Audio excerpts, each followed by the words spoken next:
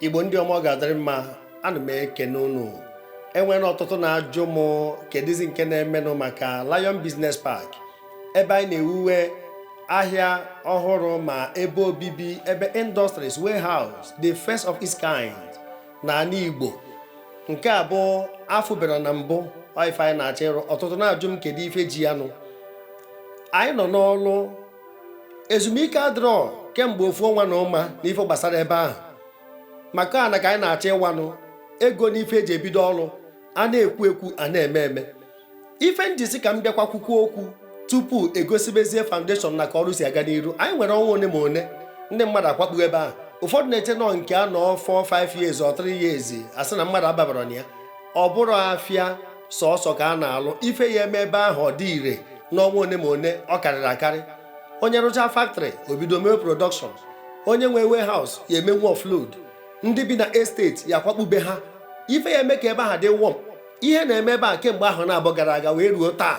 Otu a ka ọ ya dịrị gawa, chi na-efo, ọkụ na-enwu ebe ahụ na-enwusi ike. Anyị na-achọ ịwa ana na mkpụrụ ụbọchị one ma one. Kama ihe ndichi ịmanye okwu ọnụ na ụfọdụ ụmụnne anyị bụ na mgbe mbụ ka a na-asị na amaka m ife na mba bụ onye iberibe ebe ndị Igbo nọ. Mana ajụọna m ajụjụ a n'ihe onyonyo one ma one m mere wee sị, kedu ebe amamife ndị Gboo nọ mgbe a na-eme nwanne, mgbe a na-ehi ikwu, mgbe a na-adị n'igwe, mgbe a na-asị na igwe bụ ike. Kịta okwu ahụ a na-ekwu na amaka m ihe na mba bụ onye iberibe ebe ndị Igbo nọ ka m nwa na-agwakwazi unu na ọ tụgharị ya na ọkacha ndị ọgbọ anyị a. Maka amaka m ihe ebe ndị Igbo nọ dịzị m ka ha bụ ndị iberibe ebe ndị ugwu nọ ma ndị ofe mmanụ. Na ebe a ọ trade fair ebe wepụtara n'ọfụ a na-achọ ịrụ plaza, ndị be anyị wee daa ya ụbụ wee na-awari ya na n'ihe niile a na-afịa ọnụ. Ndị be anyị wee daa ya ụbụ n'ihe niile a na-afịa ọnụ. O nwere onye nkụzi ya ada akụziri nwata ntị chiri ma nwata isi ike akwụkwọ obi adị ya mma. Ụdị ndị a ka a na-eti na klas F ma klas E. Ọ bụrụ so ofu onye ha daa ya ụbụ wee mawa aka ego na-awari ya na ka efe kpata na ndị ofe mmanụ ama eji eme futbọọlụ onye gbara onye nwanne ya. Anụkwuru m na ebe a akụtụsi na Alaba na ndị be anyị ego gbakwana ya. Aka m na-ene anya ka mmadụ ndị China nwa na-elesi ya. Kedu ụdị iberibe dị ife ụmụnne m? Kedu ife kpatara ụbụrụ anyị ji wee dị ka ife ewu tafọrọ, ife bred oke tafọrọ? Ụmụnne anyị nọ na Israel gosicha ma ebe ndị Jews na-edevelop. Ọkwa sị na anyị bụ ndị Jews na Afrịka, na anyị bụ ndị Jews na Nigeria, wit iberibe ụfọdụ ụmụnne anyị na-eme. Maka onye ọna lere ugwu mkparị bụ nke ya. Anyị ele n'ugwu anyị n'obodo a, anyị elego ugwu anyị n'obodo a. Ile ha n'ugwu ya magota nwụzikwa ya. Ụmụnne anyị bi na Israel gosiri m ebe ndị Jews na ya nọ ha nwa na-arụ ife niile a. Iruo na US ọha kpakọrọ all the key post major places ha na-akpata ọ na-ana na be ha. Nekwa ebe ha bi na US. Ibirigodo ebe dị mma, ebe ị pụrụ ọrụ oyibo, dozigba be nna gị. Maka ọ hideouts many years ago ka edoziri na mba ha nchaburu city. Hideout ebe ndị ori na-anọcha. Enwe ndị jecha America over 30 years ago si m na-enweta ebe ndị ori na-anọ ha nwa macha, mana ebe niile emepechago kịta. Na-enwe nke a na-akpọ do or die, nọ ife a na-akpọ iro ahụ. Ị ya na otu a na-ana mmadụ akpa. Mana ndị Juu na ndị mba ọzọ wee bịa meghechaa ya otu a ka ọ dị. A na-emepesi ebe niile enwere hideout. Ndị ọjọọ ama enwezi ebe ha na-ezo. Nke a bụ ndị be anyị nọ na mba a na-akpata atọ na mba. Ebe na Nigeria kịta akpọ Lekki, kedu ebe ọ dị? N'obodo ndị ofe mmanụ. Ịkpọ Banana Island, kedu ebe ọ dị? Obodo ndị ofe mmanụ. Ịkpọ Tinapa, kedu ebe ọ dị? Na nke ndị mba mmiri. Ịma na ụmụnna ya mere mmapụ. Ọkwa na Cross River. Kedu ofu Banana Island, kedu ofu Lekki ma Tinapa enwere n'ala Igbo? Na the 5 states kedu ofu enwere n'ala Igbo? Anyị kpata ego na-efesasị ego bụrụ ọkamma n'ama. Anyị na-eplizi ndị mba. Ebe ọ na-anapụtara agba ya amachie ka na iji onye ọwa sịba gị na investment o mee na mba ya aka wee nye ego. Ife niile abụrụ ego. Ife ịkpa na mba ya atọ na mba. Enwe ndị rapụrụ their properties mana obodo ndị ugwu ma Jos ma Meduguri wee nata ụlọ wọtụ millions 30-40 millions a na-ekwe ya 500,000 naira ikwugharịa sị gị buru ya n'isi na kedu onye iberibe ya ka otu a ka ọ dị negodu nke Asaba na-efe ụmụnna anyị na-arụpịa na Asaba na-efe a na-arụpịa na Abuja aka na-emekwa advert esteti ụfọdụ aga na-egoro ala echi obu aka n'isi na-akụkpọ ebe ha rụ plaza na-akụkpọ esteti ebe ha bi ka efe bata na ama akụkpọ ya ebe onye ịfụcha isi ije kpuo iruo ị na-edozibe mmadụ kedu onye ya edozibe gị ebe nya bụ ndị mba ndị ugwu na ndị ofe mmanụ ekwere agbadata be anyị ka ha bịa mekwa ife anyị mee na be ha kedu onye ịchọ ka o dozie ebe gị ije ebe edoziri edozi ọ masị gị ka esi eme ife ebe ha na-agụ gị agụụ wee nata n'ihe ụlọ ị na-achọ ebe dị mma bịa ka anyị mee ya na be anyị onye jere mba jere ka ọ mụta ife o wee nata ya ụlọ nke a bịa eruzie atọ na mba ego ị kpatara ndị mba na-emeghị enjoy ha nwere gị na ndụ anyị nwere gị n'ozu ịrụọ ntanimo na mba etuo gị afa enye gị taịtụl ụfọdụ ndị be anyị kpatara ego n'obodo ndị ugwu ife a na-etuzi ha ụda ntata of Igbo land ịnụkwa ụfọdụ kpatara n'obodo ndị ofe mmanụ a na-etu ha otu mbasala n'obodo ndị ofe mmanụ ife a taịtụl a na-etu ha maka na ha na-eme investment maka na ha na-aghafusi ego na-ekwe nke a ịma na ọ karịrị Banana Island ịma na ọ karịrị Tinapa ịma na ọ karịrị Lekki eme ife a na-achọ iru ebe a gwagoro m ebe ọ dị n'obodo a niile ma n'ugwu ma n'obodo ndị ofe mmanụ gwa m ebe ọ dị asị gị 2,000 hectares of land ọ bụrụ acres hectares of land mana aṅụrị mụ bụ na ndị bịa n'ikem bịa were gasị ya n'ebe a ọ bụrụ na ịbata na grup ebe ndị gbara n'ebe a ịma na enwe ndị fụrụ ụzọ everything is not meant for everybody mana anyị adị eti mkpu maka ndị ya asị na agbara ha ọtụtụ abanye n'ụgbọ a na-apụ apụ ụfọdụ na-agafu ego ịnụ ọ na-ego oke ite ịnụ na ego buru ego ahụ ị na-agafu bịa buru ya bịa ka edozie ebe nna nọ ndị ejiri ego na aka enye mkpọtụ ọ na-abụ onye ike ọgụ adịrọ obunye okpiri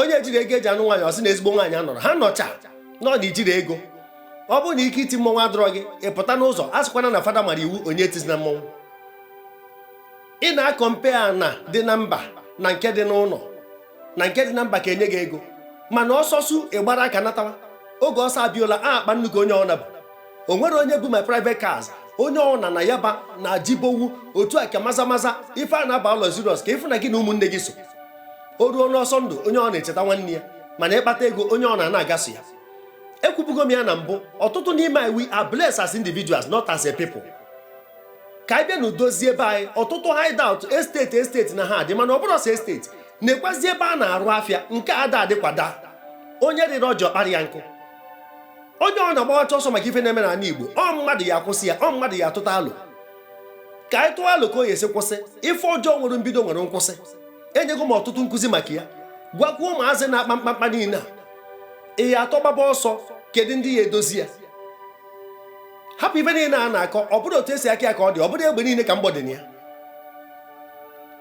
maka onye edozi nwere ife ya na-eme mmebi ọ nke ọfụ ka o ya egotanwu yes ọ bụrụ na idozi nwere ife ị nwere na-achọ ime mmebi ihe egota nke ọfụ idozi nwere ana Igbo na-eme exist enyezie gị Biafra ịgbawa igwe eburuzie Japan of Africa ịkazie ndị Amerịka a na-afụ ngabasị egu na ana eweje chọba ya n'elu otu a ka ọ dị ka anyị na-emegharị ike n'ahụ ka anyị na-eme ife kịta gosi na uche anyị adịgo n'ụlọ nke a bụ anyị na-ebe akwa anyị na-eti mkpu na-akwụgharị ka atụrụ enwere onye nche ọkwa ifere ego ahụ na-agafu buru ya bịa ebe a na-emechakwuru nyekwuo ma promo ọmụ maka na ayọrịta promo wee fon ọfọrọ o tee na ọka agwụ sọsọ ịbịa kwuo obere ego agbatịalụ gị nke fọrụnụ for 10 years cheenụ ka anyị gwuo na kịta mkpụrụ ụbọchị one ma one ka ịfụ na-enwe ndị money bag nọ n'akụkụ ọtụtụ atụọ na ego n'igwe na-abịa different market squares a na-ama ọkwa ya as individual bịa ebe a ka ị were ọ bụrụ nọ na group ka unu dị kpọọ n'ekwentị a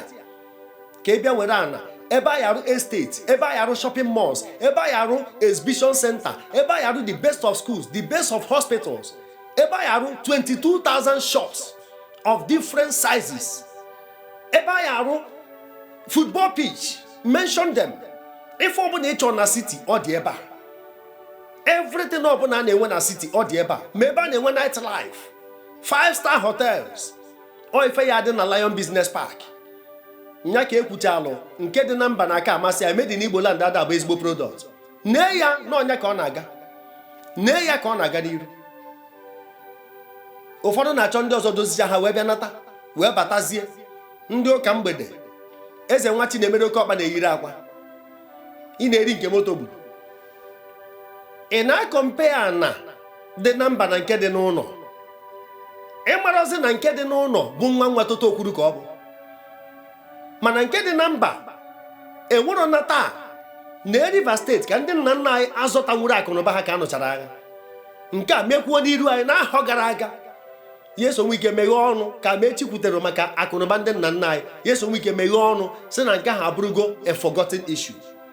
Anyị azọtanwuro nke dị na Rivers steeti ịmakwa n'ọba anyị ka ọ bụ. Ewere divide and rule wee napụ anyị ya. Kee maka nke dị na Asaba. Iche na ka ya azọta nwa ya ma asị ndị Igbo ngwa gabazie na echi. Ị ya azọta nwa ya na ụdị injustice a dị n'obodo a. Akụnụba nọ na Asaba tọkwa n'ezi. Ọ narutebeghị kwa ụlọ. Akụnụba nọ na Asaba. Maka onye pụta ọsị gị na onwe ebe ọ gbara na Ruo Estate, onwe ebe ọ gbara na Ruo Plaza. Juzie ya n'onwe na be anyị. Anyị na-akọ ya ifere ada eme anyị. Mana onye ugwu ada akwụ ụgwọ flat. Ada m ekwe ịrụta one room. No flat ọ da akwụ ụgwọ ya. Fọzie ịgba ana. Mana anyị na-asị na ebe agha oghe gwa ndị ugwu ha bịa, gwa ndị ofe mmanụ ha bịa, gwa ya business partners ha bịa. Na Lion Business Park anade. Efu ma bridge si ebe estate wee bata ebe business park. Efu different sections. Efu no a mini city, a microcosm of America. A microcosm of the Western world. I find a chair ebe a. A miniature. If I go better anywhere can a chair ebe a. I know into stages in here. Kita if I know niabo construction kind of bania now. As you go from marketing, ndị mmadụ subscribe go. Atụbaga ego eji alụ ọrụ a na-ebidokwa ọrụ ozugbo ka ọ ya bụ ụfọdụ nata ụlọ Christmas January. Ọ bụrụ na ha ma anachigazi ụmụnne anyị dị stranded all over the world, they can pack in. O nwere onye ya aba dịrọ ma si abana n'ime afịa abanye n'afịa alụrụ ọrụ na-aga. Ọ na unu fụ master plan ebe a. Unu fụ master plan ebe a. Maka anyị ada agba ọsọ mmiri ma ọ na-ozuru anyị ahụ. Ọ ife eji wee mara anyị. Ife ọsọ gị nwee na mba ịkpacha ha na nkụ n'ọfịa, o nwee ife a na-akpa arụrụ eji arụ ji. Ịkpachara na nkụ n'ọfịa mana echere ya wee na ọkwa abandon property, ọkwa naba agharị ka ọwụ, ọkwa wasted effort, ọkwa end time miscarriage. Ma ọ na-ekpata ife niile na-akpa na mba mana ijiri ya wee na. Ọ ife mwute ka ọ bụ emekwana ife ụmụ gị eji wee bụghị ọnụ. Emekwana ife ụmụ gị ya eji wee bụghị ọnụ. Emekwana ife ha eji wee mwapụ gị. Ụmụazị na-eji onugwa their parents. Na ndị ọgbọ a ka m na-ekwukwa o. Obere oge asị gị na alaba agba ọkụ. Obere oge asị gị na akụtu ebe ndị printers na-anọ na Abuja. Obere oge asị gị na akụtuo plaza dị otu a. Obere oge asị gị na akụtuo ebe dị otu a, na akụtuo estate ya. Emechakwa ya ụfọdụ ụmụnne anyị nurukwa ka ijiji n'ebe na nsị jekwa ebe ahụ jegorukwa ọzọ. Osisi ọbụla ụmụ enwe na-amagharị na ya dị ezu ike. Ọkwa ifuru obodo anyị nọ na ya. Anyị ama enwenata ezumike ganye na ya edozie ebe anyị. Ka anyị dozie n'ụba anyị akụtuo na nke akụturu enough. Nnata ka anyị dozie anyị Igbo na Lion Business Park. Ndị ofe mmanụ na-edozi be ha. Ndị nọ na Kano steeti na-edozi Kano. Ọ mmadụ doziri Amerịka ahụ ịnọ. Ọ mmadụ doziri Russia. Mgbe Russia dị bad, mgbe Amerịka dị bad, ebe ka ha gbaje? Ha gbatara Afrịka. Ha nọ wee dozie ya, fix their land. Ịgbadu jebe ebe ahụ. Anyị nche agbapụcha agwa gị na m enwere ego flight. Agwa gị na m enwere connections mmeji wee pụ. Ọ bụrụ ọsọ ike ife dị mma na adị mma. Natanụ ka anyị dozie ebe anyị. Ọ bụrụ ndị mmụọ na-emebi obodo ndị mmadụ. Ekwuo na m otu ọnwụ na onye dị ndị agbata obi ya ma. Natanụ ka anyị dozie ebe a. Ka anyị bedewe, ka anyị kwụgharịdewe ka atụrụ enwere onye nche. Anyị dịzị ka SBT all over the world. Emegidekwa n'ife deport kwa ụmụnne anyị na Cameroon, deport ọma na Ghana nke ebe a. Mee xenophobia na South Africa. Kedu ebe ọ fọrọ? Reject na India, reject na Dubai. Kedu ebe ọ fọrọ? Ma ọ bụrụ kịtịkpa. Anyị dịzie ka kịtịkpa.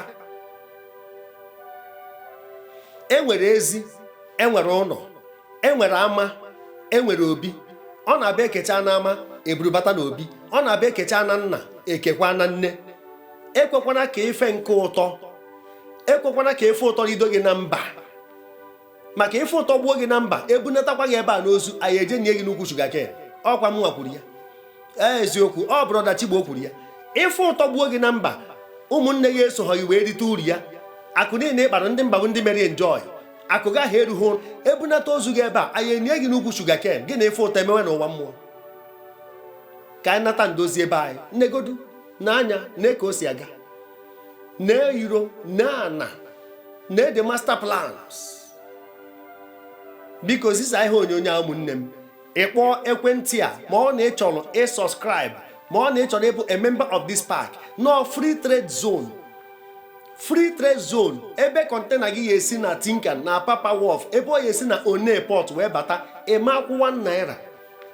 Ị bụrụ a member of this park, kọntena gị ya anata ebe a ka a ya emeghị ya. Ndị kọstọm eme ya escort from Lagos, from One Port nata ebe a ka a ya emeghe ya izizi. Na ndị nke natara anata a na-agba kọntena ebe a over 2 years. Ọ karịga ahụ na abụọ a na-agba kọntena. Ma ọ bụrụgodo onye isi afụghị efe a na-ekwu, ma ọ bụrụgodo onye ogbi ntị chiri anụghị efe a na-ekwu.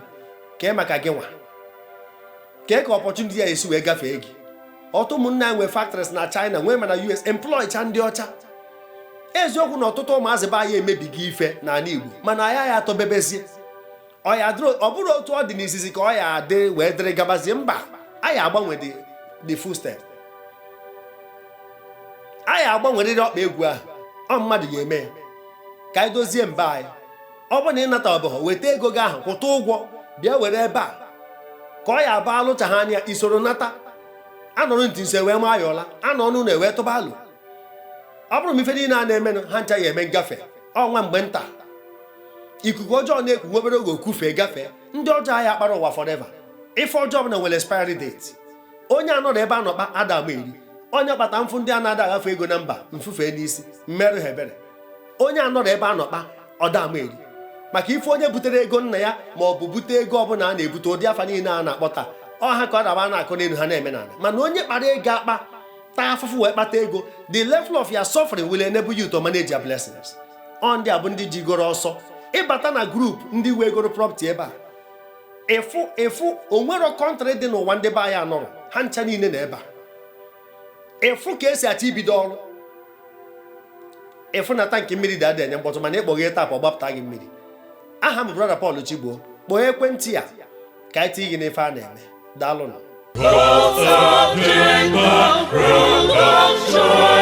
The best